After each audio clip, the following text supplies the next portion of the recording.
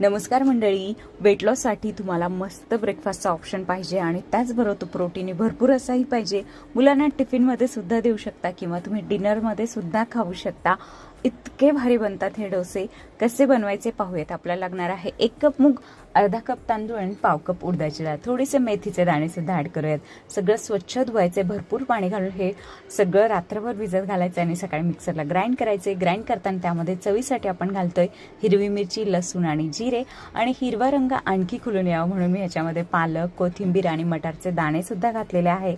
सगळं छान ग्राइंड करायचं आणि नंतर त्यामध्ये ऍड करायचं आहे चवीनुसार मीठ, हळद पावडर, धना पावडर. गरज वाटल्यास थोडंसं पाणी सुद्धा घाला आणि मस्तपैकी या बॅटरचे डोसे लावून घ्यायचे.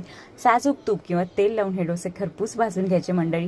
हिरवी चटणी, सॉस किंवा दह्याबरोबर सुद्धा मस्त लागतात. प्रोटीन भरपूर हा नाश्ता आहे, त्यामुळे नक्की बनवून बघा आणि अशाच छान छान रेसिपीजसाठी चॅनलला सबस्क्राईब सुद्धा करा. Thank you so much.